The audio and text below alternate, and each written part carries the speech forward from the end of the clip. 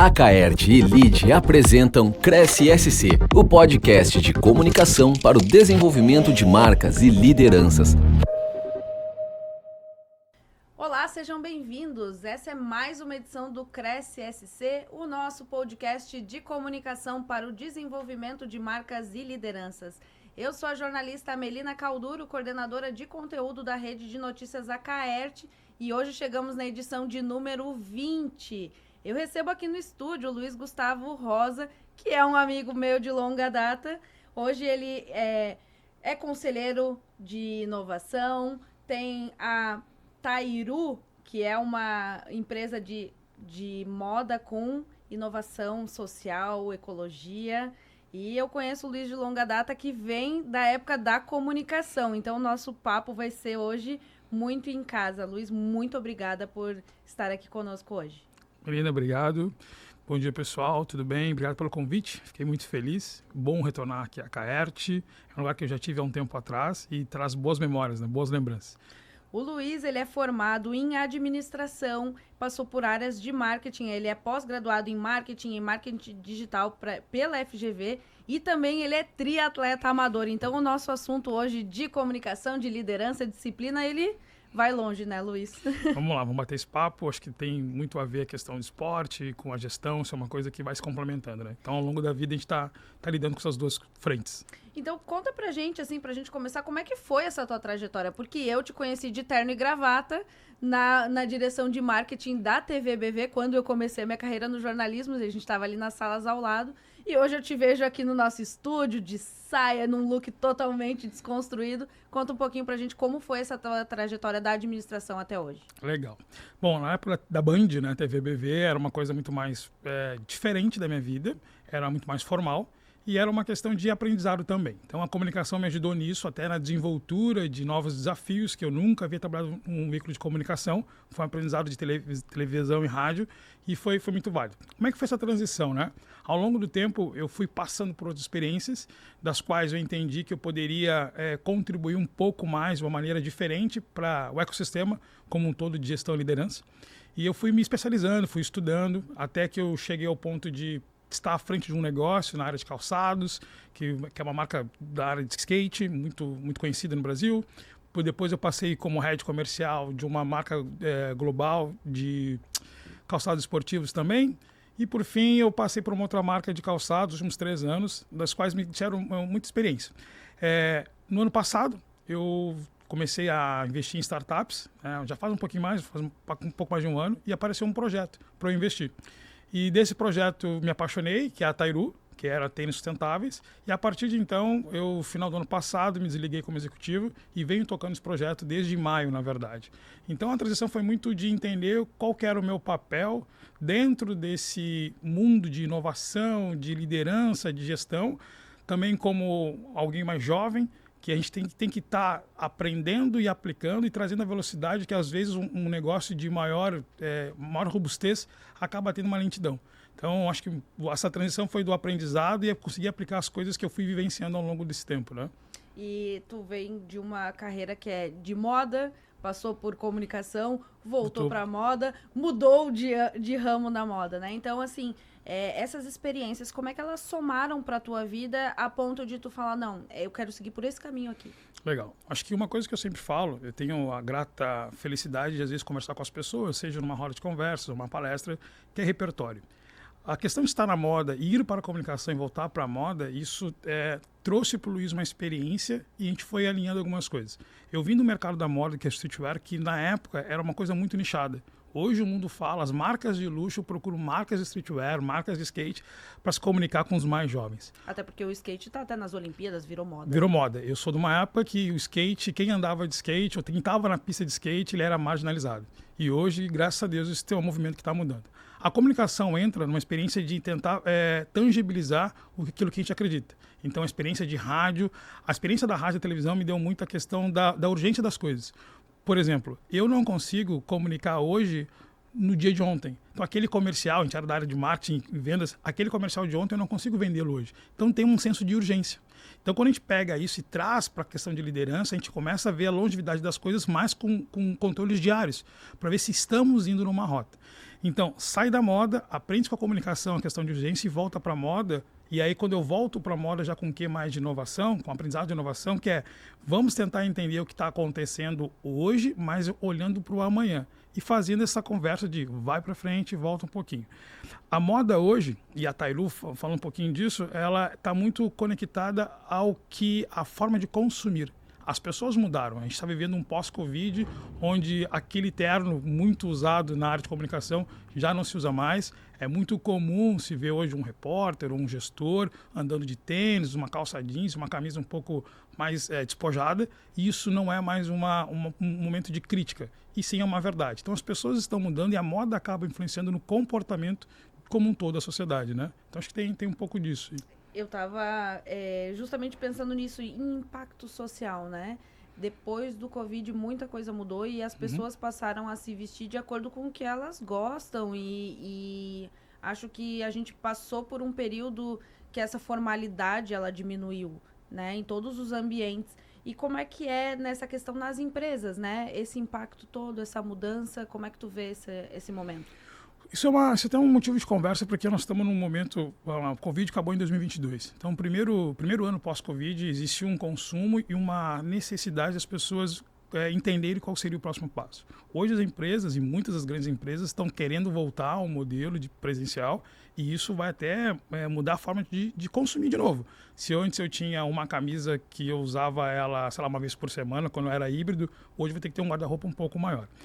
A questão da gestão, esse movimento pós-Covid, fala muito sobre a cultura das empresas. Qual que é a dificuldade hoje? Hoje, eu entendi que eu consigo passar mais tempo com a minha família e continuar sendo produtivo. No entanto, a empresa acaba, às vezes, não conseguindo adequar isso aí. E nos grandes centros, principalmente São Paulo, Rio de Janeiro, onde se perde muito tempo em deslocamento, a questão da gestão do tempo se tornou uma agenda real e atual. Então, como é que a gente vê isso aí e algumas conversas que a gente participa? Na verdade, não tem uma regra, não tem desta forma. Vai haver uma adequação por empresa, por tipo de cultura, por tipo de negócio, por tipo de colaborador. Só que isso é muito abrangente, isso é muito difícil de o gestor lidar com isso. Mas vai exigir que nós, gestores, consigamos justamente nos adequar a essa nova realidade, que talvez para a Melina é uma verdade e para o Luiz é outra. Então, a gente tem que entender esses movimentos e tentar adequar de uma forma que a gente não vá tanto na individualidade, porque isso para um negócio é muito difícil, mas também que respeite aquele momento de cada colaborador. Então, o desafio do gestor é entender, e também uma outra coisa que me ocorreu agora, é essa mistura de gerações. Hoje, pós-Covid, a gente consegue, não pós-Covid, mas ficou mais acentuado. A geração Z, a geração Y, todo mundo convive no mesmo ambiente. E são pessoas diferentes, percepções diferentes do que é o trabalho, do que é a vida, do que é a perspectiva. Então, nós, gestores, a gente tem que ter a habilidade de calma, respira, conversa, entende o que está acontecendo, traz para dentro do negócio e depois tangibiliza isso junto com o teu time, dizendo, nesse momento eu consigo fazer dessa forma. Vamos construir isso junto. Tá muito urgente o construir junto. Essa cocriação é real. Então a gente tem que entender essa percepção e tem que executar isso aí, né? Tem que ter uma liderança nisso. Hoje tu trabalhas também com mentoria de empresas, né? E como é que essa questão da mistura de gerações, eu acho que é a principal hoje em dia, né? Nós temos equipes que tem 3 gerações numa equipe só, certo. E entender essas gerações, eu acho que é fundamental, mas como tu falou agora, não reduzir demais a pessoa, né? Mas ao mesmo tempo, como lidar com isso tudo? Vamos lá, uma coisa, eu estava participando de uma roda de conversa 2 semanas, eu falei, a empresa ela é feita para dar lucro. Tá? Então a gente tem que formar uma organização, né, que não tem esse fim, mas a empresa é feita para dar lucro. Então, qualquer movimento que seja contrário a isso, ele vai ter uma restrição. Então, o que a gente tem que fazer? A questão é como dar lucro. Não pode ser só o lucro pelo lucro. Então, hoje, o que a gente já se percebe, não é o Luiz que diz isso, quanto melhor as pessoas estiverem no ambiente de trabalho, provavelmente isso vai ter uma eficiência maior, né, uma eficácia melhor. Então, o que a gente tem que entender assim, essa mistura de gerações, todos têm que se colocar numa posição de aprendizagem. Então, quando a gente fala em mentorar alguma empresa, estar em conselho de alguma empresa, é tentando trazer um outro olhar. Mas também a gente tem que se limitar ao ponto de saber que aquele negócio ele tem um propósito, que além do lucro, ele tem um propósito. Se a gente conseguir identificar esse propósito e propagar esse propósito, provavelmente tu vai ter um time mais envolvido e mais engajado. O que acontecia há muito tempo, antes das gerações mais novas, era que nós tínhamos uma ideia e uma liderança que não difundia o propósito. Quando as pessoas se sentem envolvidas dentro de uma caminhada, dentro de uma jornada, existe uma possibilidade, isso não é uma regra, mas acontece, delas quererem que aquilo aconteça com mais veemência. Um grande desafio é que as gerações mais antigas, elas têm o trabalho de uma forma muito mais radical do que as gerações mais novas. E essa dificuldade de entender que com menos pode se entregar mais, ou por tecnologia, ou por outras skills, e essa tradução é como se fosse 2 idiomas diferentes. Alguém tem que traduzir isso aí. E dentro das empresas, e aí vem a parte de mentoria, dos conselhos, é fazer essa tradução. É ser um óleo do motor, para que as coisas funcionem muito bem. Eu, Luiz, particularmente, não acredito no radicalismo. Eu acho que a gente tem que sentar e conversar, e debater. Obviamente, em algum momento, alguém vai ter que bater o martelo e dizer, vamos para a direita, vamos para a esquerda. Mas, principalmente, as partes têm que conversarem. As partes têm que se envolverem. Se isso não acontecer, a probabilidade de aumentar as fricções é muito grande. E aí isso é uma perda para todo mundo, tanto para as empresas quanto para as pessoas, né? E acredito que esse é o real papel do líder, né? Ouvir os dois lados e tentar... Porque alguém tem que tomar a decisão. Certo. E nem sempre vai agradar todo mundo. Na verdade, na maioria das vezes não vai agrada agradar. exatamente isso, tá? E o líder tem que estar preparado para assumir essa situação também, né? E assim, tu falou sobre preparo. Como é que a gente entende o preparo? Eu falo muito em repertório. O que é repertório? Vivência. Então, a gente sai da moda, vai para a comunicação, volta para a moda e começa a investir em startups e vai estudar inovação e se coloca à prova em feiras, em congressos tanto nacionais quanto internacionais, é repertório. O líder tem que colocar na agenda dele, criar repertório. E isso, o líder de hoje. E quem quer ser líder amanhã? A mesma coisa. Se hoje um líder tem a condição de sair daqui, fazer um curso fora, participar de um evento no exterior, super legal. Quem não tem condição, vai na cidade do lado. O Brasil é muito grande. O Brasil, como se diz, é um país de extensão continental. O que se acredita em Porto Alegre, em algumas categorias e vertentes de negócio, é diferente do que se acredita em Manaus. Então é legal, a gente tem essa possibilidade hoje de estar lá fisicamente ou estar lá de forma digital. Mas o mais importante é criar repertório. Porque quando a gente entende que a Melina é diferente do Luiz, eu consigo ter empatia de entender por que tu fez aquilo, por que isso é importante para você. Então, o líder tem que ter essa agenda, e isso é uma coisa urgente, de criar repertório. Né? E são as menores coisas, as maiores coisas. Não precisa fazer uma grande viagem. Às vezes, tu sentar com teu vizinho, ou numa reunião da escola do teu filho, tu falar com o pai de outro aluno, tu vai aprender muita coisa. Às vezes uma conversa vale mais do que muitas palestras, muitas exatamente, estudos, né? Exatamente. Até porque hoje a atenção das pessoas está muito disputada. E, de um modo geral, o conteúdo que está sendo propagado, ele é de fácil acesso. Então, tem que escolher o que você quer fazer, mas se dê o benefício da dúvida. Conversa com alguém mais velho, alguém mais novo. É um caminho. E até nessa questão de repertório, entra a questão do esporte. Tu entrou como triatleta amador, né? Então, assim... É um mundo totalmente diferente, requer uma disciplina absurda, né? Encarar os seus medos também, né? De hoje eu não quero e eu tenho que fazer. Mas isso também, para a liderança, ela é importante, né? Porque é uma válvula de escape, é uma forma de concentração também. Então, como que tu traz isso para o dia a dia e como os líderes podem, né? Pensar em esportes para se ajudar? Vamos lá, tu me conheceu na época eu tinha 140 quilos, hoje eu estou beirando aí os 85, 87. Na verdade o esporte entra no meu caso, quando eu descobri que eu era diabético, daí eu comecei a me cuidar e só caminhava, e os últimos 2 a 3 anos eu comecei a praticar triatlon. Comecei pela corrida, comecei a praticar triatlon. Ano que vem temos um Ironman pela frente, que é a prova mais dura do triatlon, e isso me ajudou muito na minha vida como um todo, né? Quando a gente principalmente faz esporte de endurance, de alta performance, requer ter um condicionamento. Então, antes de vir para cá, hoje eu acordei cedo, já pedalei 1 hora, já puxei ferro e à noite eu vou correr. O que traz isso? Resiliência. O esporte nos traz resiliência porque, por mais que esteja preparado, existem momentos nos quais tu não consegue ter o controle e a gestão de tudo. Quando a gente traz isso para a empresa, e aí vou voltar no Covid, Foi uma coisa que aconteceu que ninguém sabia o que fazer. Isso é um aprendizado. Então, quando a gente acorda de manhã como gestor, falando, hoje eu vou ter isto no meu negócio, e a agenda do dia acaba acumulando, atrapalhando, é ter essa resiliência de, não consegui fazer. Como é que eu vou fazer isso de novo? Ou o que eu vou abrir mão disso? Então, o esporte traz muito se conhecer, porque independente do esporte, a competição, a grande maioria das vezes, é consigo e não com o outro. Na maioria das vezes. Na maioria das vezes. O líder, ele tem que se preocupar consigo para poder servir aos outros. O papel do líder é servir aos outros. E quando tu serve alguém, nem sempre tu consegue fazer da maneira que você gostaria. E aí volta de novo a questão da empatia. Então o esporte, ele te dá uma visão do eu não posso tudo, mas eu posso muito. E esse poder muito é muito subjetivo. Então eu posso muito para mim, mas talvez é pouco para a menina. E aí volta a história da comunicação.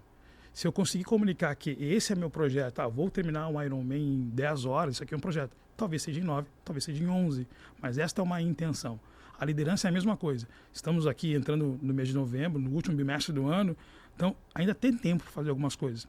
Tem como ajustar as velas. Mas se não deu, então vamos pensar no ano que vem. Já era para ter pensado nisso. Até porque a liderança de 5 anos atrás era para 3, 5, 10 anos. Hoje os planejamentos a gente pensa em 6 meses e sempre adequando as velas. Então o esporte vem para ajudar o líder a primeiro ter um direcionamento, ter uma disciplina e também do lado do pessoal, aquele extravasar, aquela adrenalina que tu põe para fora, que isso também é importante. Porque nós viemos de uma gestão mais antiga que o líder deveria ter resposta para tudo. E hoje não mais. Hoje não mais. A gente precisa ouvir. Então o esporte dá isso. Te dá um olhar para o lado, um olhar para o outro, entender que, eu não estou sozinho. Por mais que seja qualquer esporte individual, tu nunca está sozinho. Então essa ligação eu acho muito válida. E o mais legal é que eu tenho encontrado muitos líderes no meio do caminho. Sabe? Eu vejo pessoas que também eu conhecia de reuniões, de encontros, praticando esporte, seja uma corrida, um pedal. E isso está ficando uma coisa muito mais latente. Tem uma turma que isso é um modismo, mas quem entendeu que isso é um benefício, porque quando tu acorda, até é um benefício para a saúde, tu acorda às 4h30 da manhã, 5 da manhã, quando chega numa reunião às 9, o teu nível de raciocínio está muito mais acelerado, ele está muito mais aguçado, porque está muito mais tempo acordado, desculpa, tu já te exercitou, tu já pensou em outras coisas, tu já entendeu a dinâmica do dia. Então só tem benefício para isso, né? Indico muito para todos. Eu sou desse time também, acordo 5h30, treino antes de vir para cá. E às vezes eu olho... E é bom. É ótimo. Eu olho às vezes às 10 horas da manhã, meu dia já voou. Exato. Eu já fiz tanta coisa às 10 horas da manhã, eu tô com um bom humor. E às vezes consigo encarar alguma situação, alguma reunião que é mais difícil, uma gravação, alguma coisa, com outro humor e outro pensamento, né? Do que acordar às 8 horas em cima do laço, vir pra cá. Correndo, atrasado. Já o estresse é maior, então... Tudo muda. Eu sou bem fã disso e até eu queria entender como é que tu encaixa essa tua rotina junto com a Tairu, junto com tantos projetos, palestras e afins, como tu consegue fazer tudo isso? Porque eu acho que até que a gente vem de uma geração que trabalhar muito era bonito. Sim. Ficar 5 horas a mais, 4 horas a mais, era sinal de profissionalismo, de engajamento, de entrega, que a gente hoje já sabe que isso não funciona. Ninguém consegue, né, humanamente, ficar 4 horas a mais e ter uma boa produção. Então, como é que tu encaixou tudo isso? Como é que tu percebeu tudo isso na tua vida? Ainda um desafio, né? Tem fases e fases, né? Então, como eu pratico um esporte que é muito duro e precisa ter uma agenda de treinos em momentos específicos, eu tento acordar cedo, tento dormir cedo. Então, a rotina do Luiz é acorda 4h30, 5 horas, treina mais ou menos até as 8 da manhã e depois começa o dia. Eu tento acabar meu dia até as 18, no máximo 19 horas, para poder jantar lá por 20, 30 e 10, 10h30 tá indo para a cama. Aqui também já não é um horário tão cedo, poderia ser um pouquinho mais tarde. A adequação é muito da resiliência. Então, tem dias que eu não consigo treinar. Eu já sofri por isso. Eu não treinei esse dia, deu errado, mas eu entendi que aquele dia não era o dia para isso. Assim como teve dias que eu não consegui concluir minha atividade profissional. Tudo bem, tem compromisso, mas tem dias que eu não consigo e está tudo bem. Então, muito do encaixar as coisas é trazer a resiliência para o dia a dia, que nem tudo vai acontecer. Ontem eu acordei com uma agenda para o mês de novembro, surgiu uma viagem para Foz do Iguaçu e para o Rio de Janeiro no dia de ontem. Então, os últimos 15 dias do mês acabaram. Então, é readequar. Sobre os treinos, o que eu procuro fazer? Todo mundo pode fazer isso, um tênis na mochila. Como eu viajo bastante, põe um tênis na mala, põe um tênis na mochila. Vai lá e corre 2 km, caminha 1 hora, seja o que for, te movimenta. Para quem não pratica esporte, o meu conselho é se movimente. Seja o que for, vai na academia do hotel, vai numa rua, qualquer coisa. Então, conciliar isso é priorizar. Então, eu priorizo estar de bem com a minha saúde. Então, isso é um fato. Tento me alimentar de uma forma saudável. Eu falo tento porque eu também tomo uma cervejinha no final de semana, aquela coisa toda que é bom. Evitar o radicalismo, como a gente vem falando, né? Evitar o radicalismo, né? Então, acho que é muito isso. Hoje dá, beleza. Hoje não dá e ficar sem culpa. Porque eu sou um triatleta amador. Eu não vivo disso. Então, eu posso errar. E eu tenho que me condicionar a errar sem culpa. Acho que esse é o grande desafio. Tanto no esporte quanto na vida profissional. Acho que evitar essa rigidez que a gente tem com a gente Total. de se cobrar, né? De tipo, ter que ser o líder perfeito, ter que ser o esportista perfeito, ter que ser o marido perfeito, ter que ser o amigo perfeito, o filho perfeito. Ninguém né? vai ser. Ninguém vai ser. Eu até vindo pra cá, conversando com a minha irmã no WhatsApp, eu falei assim, ela me fez uma pergunta, eu falei, eu não sei. Ela até respondeu aqui, como tu não sabe, Luiz? Brincando. Eu falei, eu não sei. E eu aprendi a dizer, eu não sei, eu não quero, eu não vou, eu não posso. Então, isso é um aprendizado.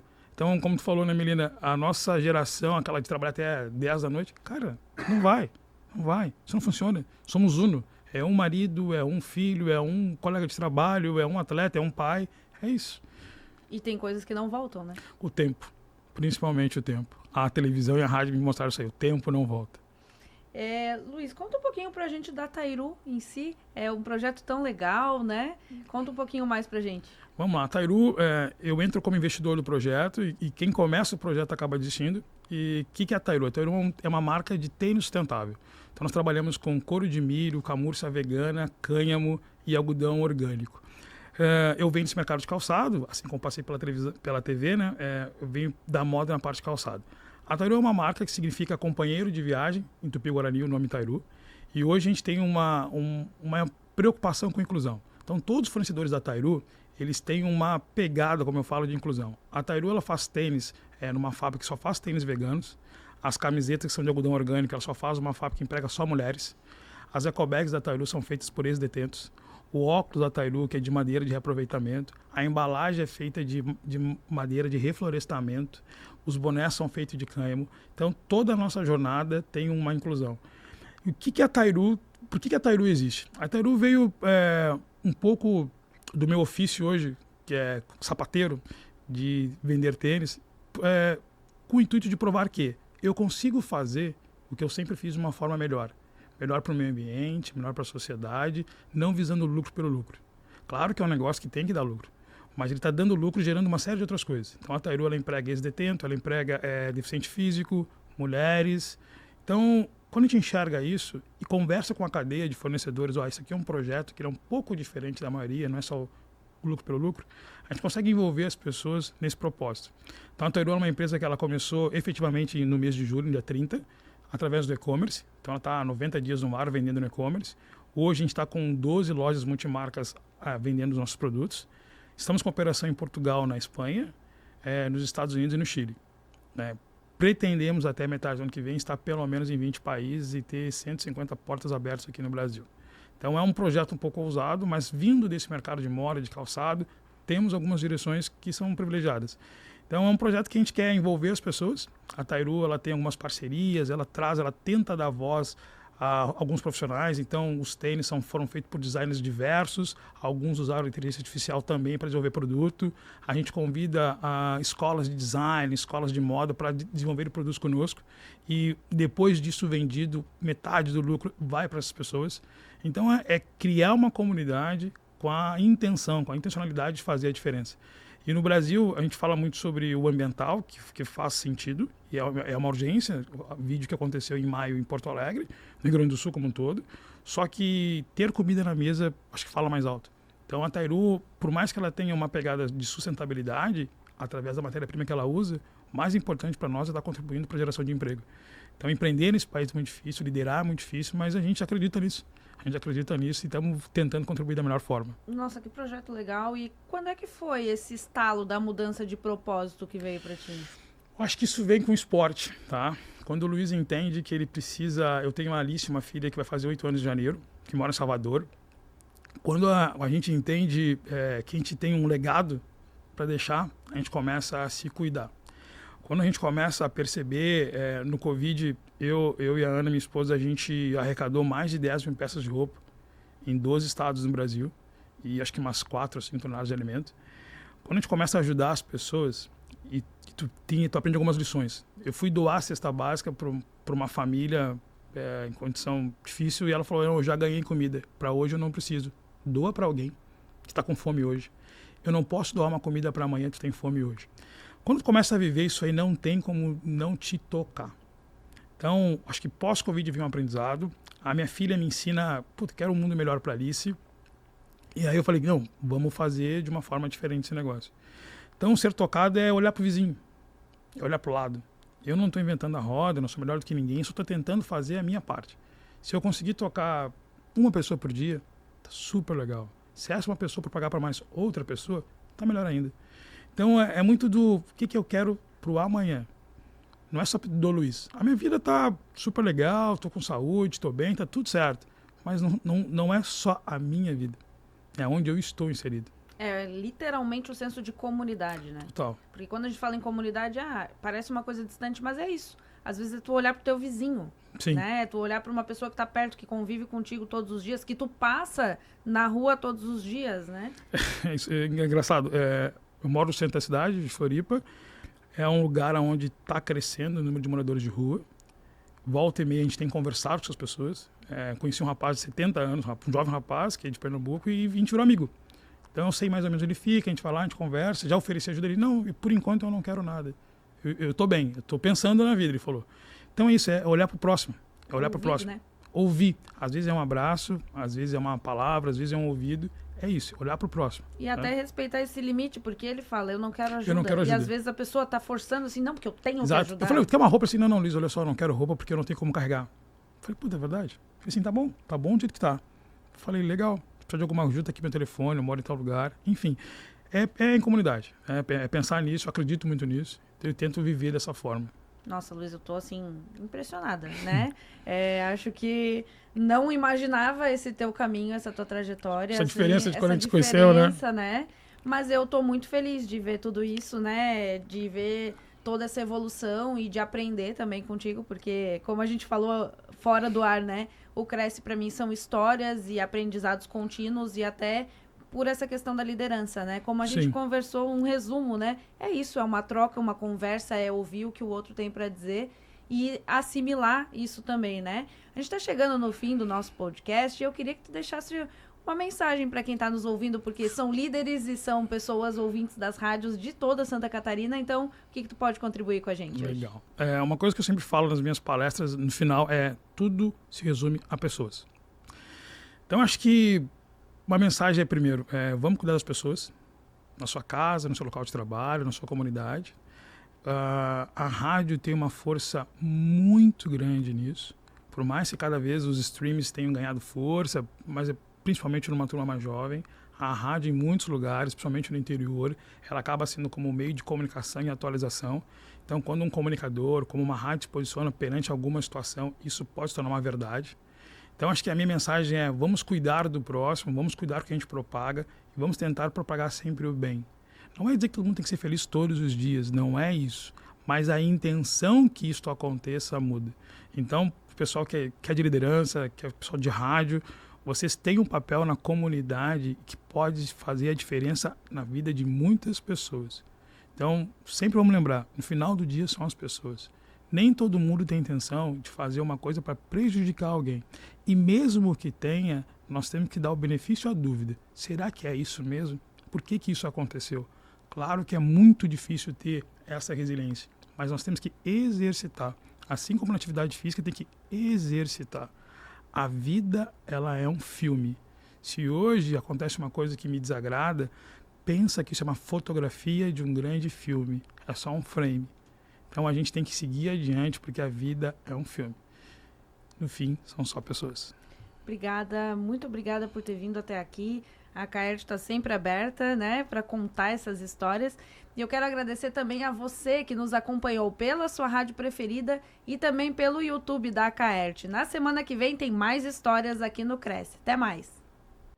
Este foi o Cresce SC, uma parceria entre a Caerte e o LIDE.